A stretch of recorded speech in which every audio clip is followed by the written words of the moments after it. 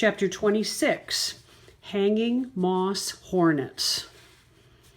Laura, Jesselyn, Robbie, and me sat on our picnic blanket watching the Girl Scout troops and the firemen march by.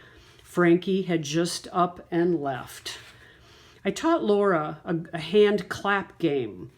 Clap, clap, knee, clap, clap.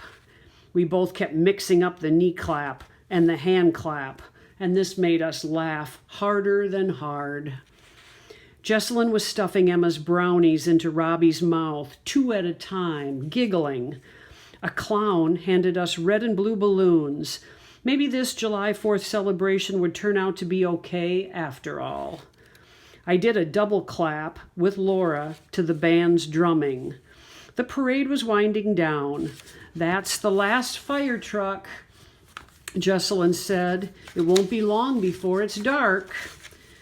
She searched for the bug juice and started gathering up napkins and cups. "Let's take this to the fireworks."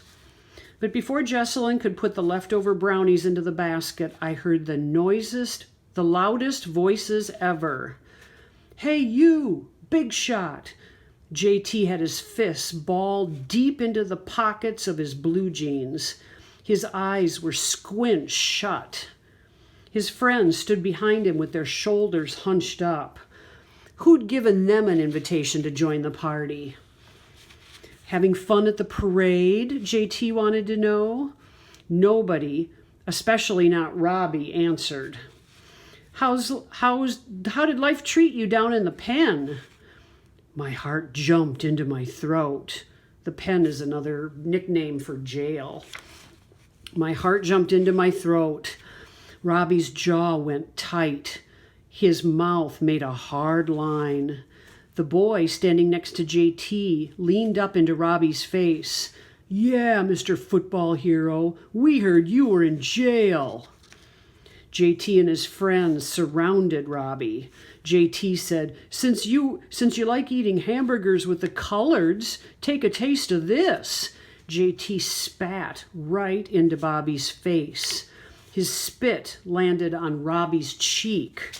They all laughed so hard. And then as they walked off, those mean boys poked each other and laughed some more. I have never seen the likes of that kind of hateful. Robbie wiped off the spit with the back of his hand. He was gripping the neck of his Coke bottle and not saying a word. Jesselyn grabbed my arm. "Glory!" She pushed me off the blanket and she dragged me to where nobody could hear us. Her fingernails dug into my skin. Her eyes drilled a hole big enough to kill me. "Who told JT about Robbie?" "I didn't tell JT," I said. "Frankie must have said something." "Who told Frankie?" But the look on Jesselyn's face told me she'd figured it all out. "You eavesdropped in the car going to Tupelo. You heard Robbie's secret." My face went red. My throat was burning with trying to choke back tears. Now Jesselyn was the one spitting angry words at me. "You little brat." She tore off, disappearing into the crowd of clowns and music and red and blue balloons. I sat by myself, unraveling a hole in the red plaid blanket. Most everybody had moved toward the big field where the sky would soon light up with fireworks. Jesselyn and Robbie had walked away from me without saying a word, gone off to sit under the pecan tree. I wrapped my arms around my knees, trying to shut out what I had done to Robbie. When I felt somebody drop down next to me on the blanket, I wiped away my tears and looked up. Laura grabbed my hand tight. She motioned in the direction of the library. "Glory, look," she whispered. Well, if it ain't Elvis alive and in person. JT and his friends were back. One of the football players yelled out, "Show him what you got, JT." Robbie pulled away from Jesselyn and stepped in front of JT. You got something for me? JT glanced back at his friends. Sure do, don't we? We all got something for you, Mr. Football Hero. Robbie didn't move. Jesselyn stepped closer to him. I wasn't breathing too good now. My heart was ready to jump out of my shirt. Shouldn't you be leaving town? One of the football players yelled. Maybe you should go back to jail, JT shouted. Why are you still here? Called out another one of those mean boys. So many voices hollered at Robbie, saying bad things. How was he going to get away from them all? JT took off his jacket and threw it down into the grass. Why'd you come to Hanging Moss in the first place? He shouted. Are you trying to take over the team? You think you're better than me? JT was up in Robbie's face now. Or did you come down because you didn't like sharing your jail cell with a colored boy? I held my breath. Step away, JT, Robbie said. No need to cause any trouble. Trouble? You caused trouble back where you came from. JT leaned close to Robbie, hauled off, and whacked him in the stomach. Robbie fell hard onto the ground. Jesselyn screamed, and Robbie tried to get up, but another boy pulled him down and started kicking. You see how tough you are now, Freedom Rider? JT hollered. Get off your butt and show me what you got. I shut my eyes to keep the tears away, but I couldn't stand there another minute and do nothing. I raced over and stood right next to Robbie. If you all don't leave my friend alone, I'm running for the police, I yelled. JT laughed like it was all so funny. Well, look who's going to save your behind, Robbie. His voice was quiet at first, but I wasn't sure what he was saying.